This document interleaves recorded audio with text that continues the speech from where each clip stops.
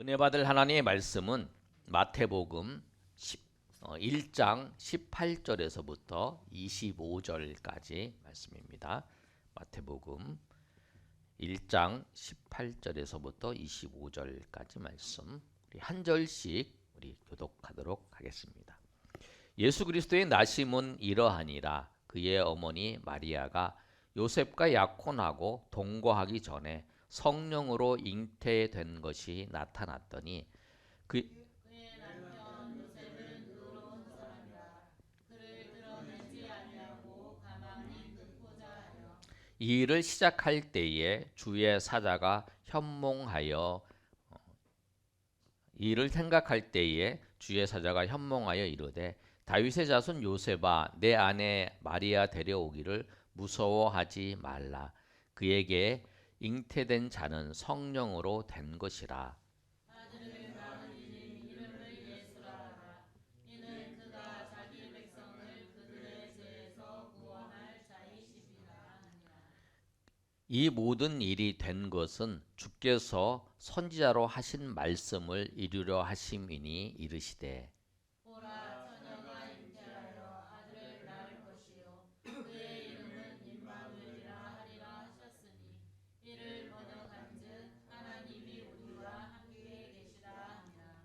요셉이 잠에서 깨어 일어나 주의 사자의 분부대로 행하여 그의 아내를 데려왔으나 아들을 낳기까지 동침하지 아니하더니 나오의 이름을 예수라 하니라. 아멘. 내일이 성탄절입니다. 오늘 성탄절 이제 전날인데요. 예수님이 태어나시기 전에 마리아의 남편인 요셉과 마리아의 사이에서 나타났던 사건에 대해서 오늘 본문은 말씀하고 있어요. 신약 성경의 제일 처음은 예수님의 족보에 대해서 말씀하고 있습니다. 아브라함에서 시작을 해서 예수님까지의 족보를 말씀하고 있어요. 정확히 말씀하면 예수님은 요셉의 족보의 사람이 아니죠. 예수님은 요셉의 자녀가 아니기 때문에 그렇습니다. 예수님은 요셉의 자녀가 아니고 마리아의 아들로 태어난 분이시죠. 그런데 오늘 예수님이 마리아의 아들로 나셨는데 그 나신 것이 성령으로 잉태되어서 나셨다라는 거예요. 그리고 오늘 이 본문은 예수님이 요셉의 족보에 들어가는 그 요셉이 그 하나님의 말씀에 순종해서 예수님을 이 요셉의 족보, 다윗의 족보에 집어넣은 그런 순종을 받아들이는 그 사건을 말씀하고 있습니다. 요셉의 순종은 예수님께서 성령으로 나신 것에 대한 첫 번째의 증인입니다.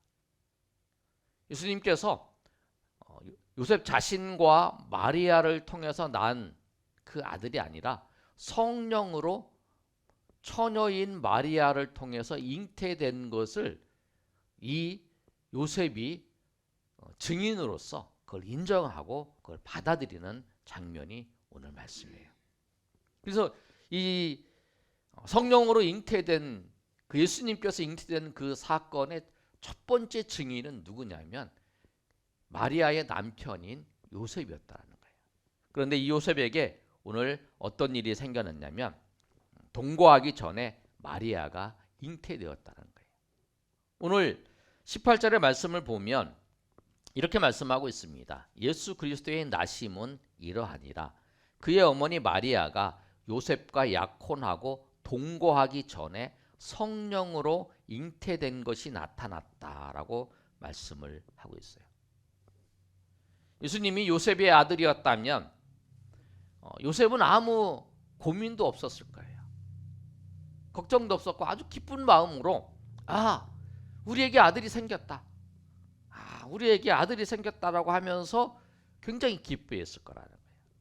그런데 동거하기 전에 이 마리아에게 아들이 잉태된 거예요.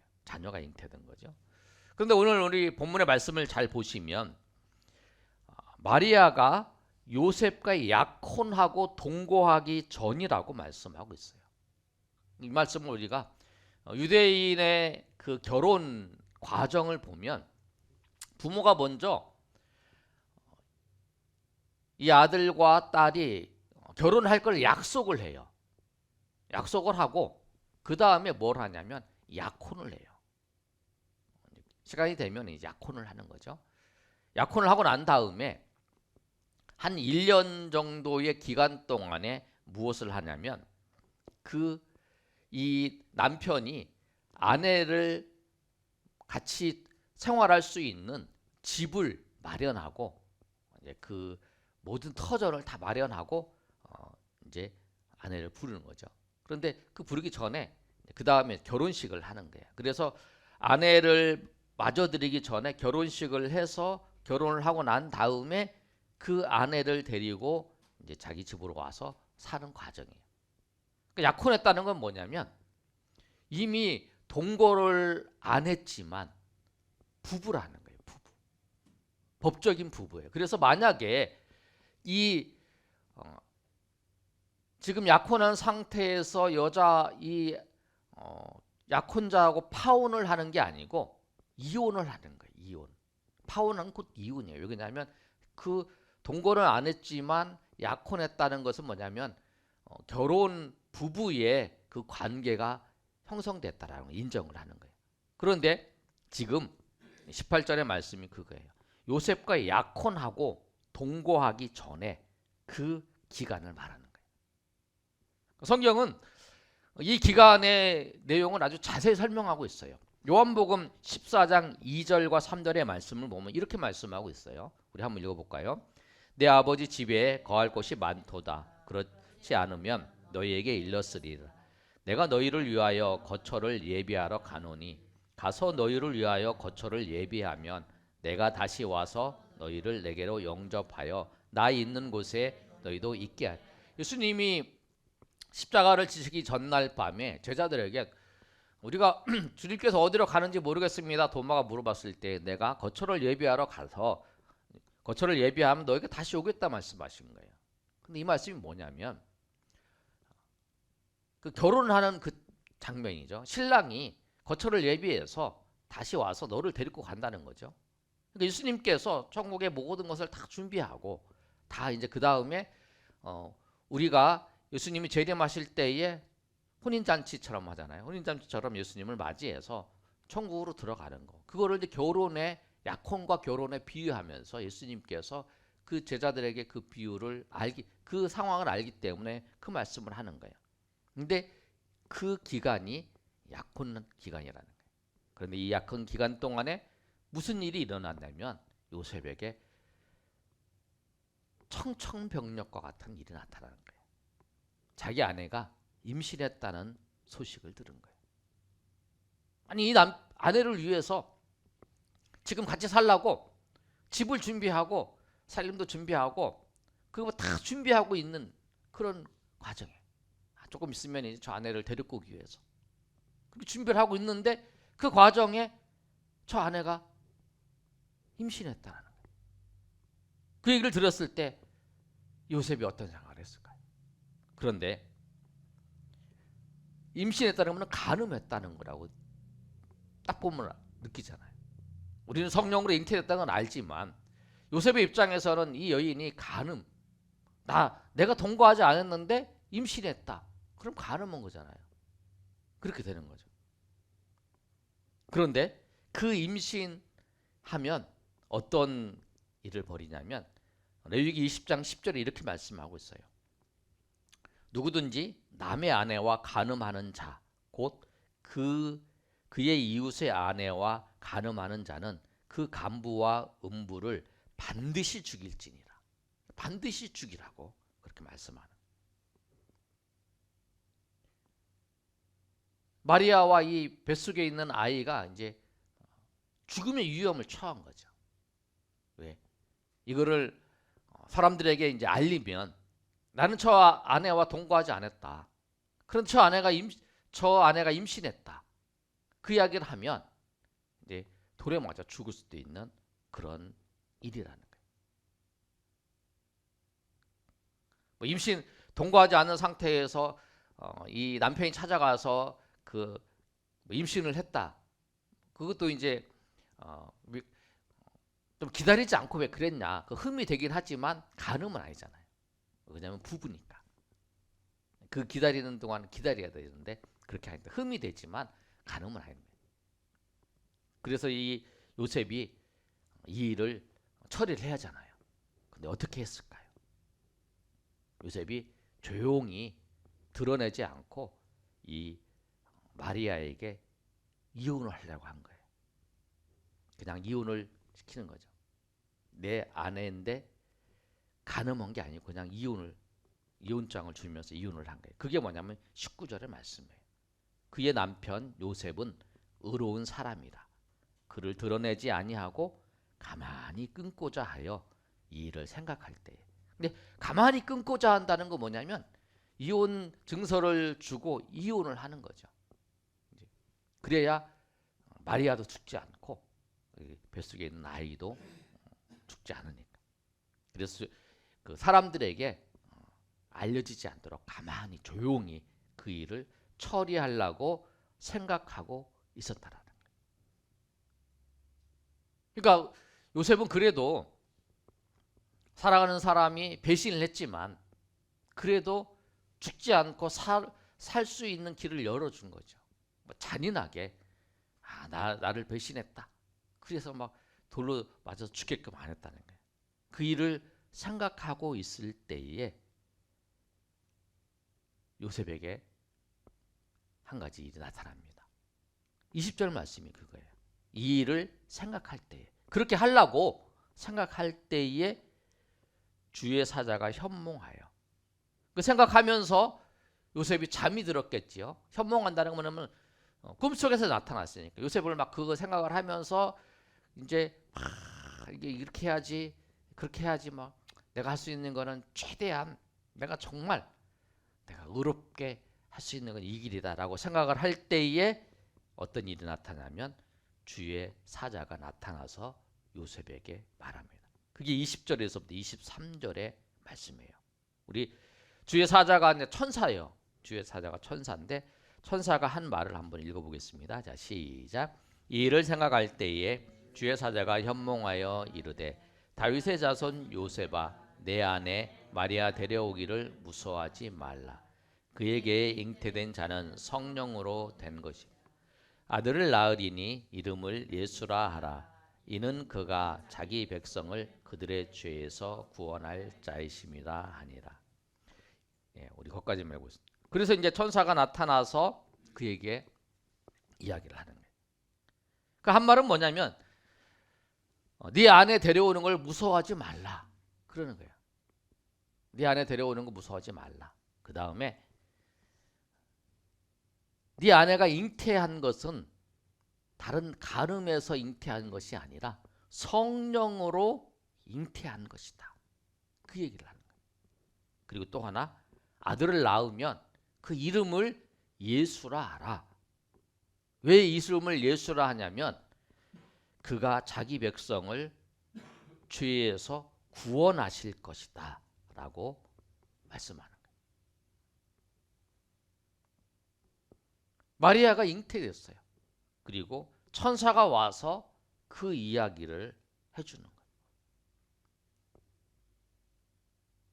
여러분에게 만약에 이런 일이 일어났다면 어떻게 했을까요? 그게 믿어지나요? 아니 어떻게 성령으로 잉태돼서 간음하지 않고 성령으로 잉태됐다. 그것도 꿈속으로 천사가 와서 꿈에 천사가 와서 얘기했어요. 그리고 네 안에 데리고 와라는 거예요. 용서는 해줄 수 있어. 그러나 어떻게 같이 살아요? 이름도 누가 짓냐면 아버지가 짓잖아요. 천사가 이름까지 지어줬어요. 근데 그런 일들이 나타났다.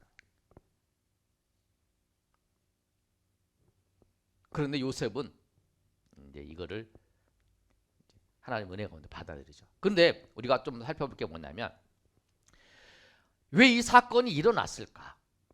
왜 마리아가 그 성령으로 잉태된 그 사건이 처녀가 잉태된 사건이 나타났을까? 우리가 그것을 알아야 하잖아요. 근데 이 모든 사건이 오늘 천사가 말하는 것처럼 하나님의 말씀을 이루기 위해서 나타났다는 거예요. 마리아의 잉태는 하나님의 말씀을 이루기 위해서 나타난 사건입니다. 두 번째, 그래서 22절 23절에서 말씀이 이렇게 말씀하고 있잖아요. 이 모든 일이 된 것은 이 마리아가 성령으로 잉태돼서 태어나게 된 이 아이는 주께서 선지자로 말씀하신 그 말씀을 이루기 위해서 하신 거다. 그래서 23절에 있는 말씀처럼 보라 처녀가 잉태하여 아들을 낳을 것이요 그의 이름을 임마누엘이라 하리라 하셨으니 이로 번역하면 하나님이 우리와 함께 계시다 함이라. 주께서 선지자를 통해서 말씀하신 그 말씀을 이루기 위해서 하신 말씀이라는 거예요. 그래서 이 사건이 나타났다는 거예요. 그런데 그 선지자가 누구냐면 이사야 선지자를 통해서 말씀하고 있어요. 이사야 7장 14절에 보면 이렇게 말씀하고 있잖아요. 분명히 우리 한번 읽어볼까요? 자, 시작. 그러므로 주께서 친히 징조를 너희에게 주실 것이라. 보라 처녀가 잉태하여 아들을 낳을 것이요 그의 이름을 임마누엘이라 하리라. 그래서 그 처녀가 잉태하여 아들을 낳을 것이요 그를 임마누엘이라 하리라 라고 하는 말씀을 주셨어요. 구약 성경에 보면 히브리는 처녀는 그냥 처녀죠. 근데 이 성경을 번역하는 이것을 이제 인용하는 그 성경은 70인역이에요. 70인역은 그 헬라어로 됐는데 구약 성경 거기는 분명히 처녀로 돼 있어요. 근데 뭐냐면 이 사건은 뭐냐면 그 이사야 시대 때에는 그 1, 2년 사이에 하나님께서 이 아수르의 그 핍박에서 구해주시겠다. 하나님이 함께 하셔서 구해주시겠다라고 하는 말씀이었어요. 그리고 지금 처녀가 잉태하여 아들을 낳는다는 것은 우리를 모든 죄에서 성자 하나님께서 이 땅에 사람으로 오셔서 우리를 구원해 주실 거에 대한 그 말씀이었다는 거예요. 그걸 이루신다는 말씀이에요. 우리를 죄에서 구원하시고 우리를 사망과 죄와 사망의 권세에서 우리를 구원하시기 위해서 예수 그리스도께서 사람이 되신 그 사건이 임마누엘이라는 거예요. 예수님이 사람이 되셔서 그래서 우리를 구원하시는 거예요. 우리를 죄에서 사해 주시기 위해서는 사람이어야 되고 그 다음에 그 죄가 없으신 분이어야 되잖아요. 그 죄가 없으신 분으로 나시는 방법이 뭐냐면 성령으로 잉태되어서 나신 분이 죄가 없이 나신 분이에요. 그 모든 사람은 다 태어나면서부터 다 죄인이에요. 그렇기 때문에 죄인이기 때문에 모든 사람은 다 죽는 거예요. 왜? 죄의 삭은 사망이라고 분명히 말씀하고 있기 때문이에요. 그래서 이 사건이 일어났어요. 근데 이 사건에 대해서 왜 이 사건이 일어났는지 그 꿈에 천사가 설명을 해줍니다. 네 안에 데려오는 걸 무서워하지 말라. 성령으로 잉태되었다. 그리고 그는 이사야 선지자의 말씀을 따라서 하나님이 이미 말씀하시는 그 말씀을 이루시기 위해서 너희에게 보내셨다. 그래서 성령으로 잉태된 그 자다라고 말씀을 하는 거예요. 이 이야기를 듣고 요셉이 어떻게 했을까요? 요셉은 꿈에서 깨어납니다. 자, 24절 한번 읽어볼까요? 자, 시작. 요셉이 잠에서 깨어 일어나 주의 사자의 분무대로 행하여 그의 아내를 데려왔으나 24절에 보면 꿈에서 잠에서 깨었지요. 잠에서 깨어서 주의 천사가 분부한 대로 그의 아내를 데려옵니다. 그리고 아기를 낳을 때까지 동침하지 않는 거죠. 그리고 아들을 낳음에 이름을 예수라 부릅니다. 마태복음 사건은 이거잖아요. 천사가 그 이야기를 했어요. 전혀 믿기지 않는 이야기를 한 거예요. 전혀 믿기지 않는 이야기. 그런데 하나님의 말씀이면 그거를 믿고 그거를 받아들이고 그 말씀을 따라서 사는 그 요셉의 순종이 있었다는 거예요. 이게 예수님께서 성육식 하신 거에 대한 첫 증인은 누구냐면 이 요셉이었죠. 가족 말고 다른 사람은 이제 목자도 내일 이제 여러분이 말씀을 들을 건데요. 이 요셉이 순종을 했다. 근데 우리가 하나님의 말씀을 순종하는 것은 참 어려워요. 어떻게 보면. 왜? 나의 생각과 나의 사고로 모든 것이 이루어지는 게 아니라 하나님은 내 생각을 뛰어넘어서 말씀하시고 내 생각을 뛰어넘어서 하나님께서 인도하신다라고 하는 거예요. 자, 우리가 믿는 걸 한번 생각해 보세요. 예수님이 우리를 위해 죽으셨어요. 그리고 그 예수님을 죽으신 예수님, 십자가에 죽으시고 부활하신 예수님이 나를 위해서 죽으셨다. 나의 죄를 위해 죽으셨다는 것을 믿으면 내가 구원을 받는다. 아니, 그렇게 생각하시잖아요. 2000년 전에 죽으신 그분이 나와 무슨 상관이 있어? 그렇게 생각할 수 있잖아요.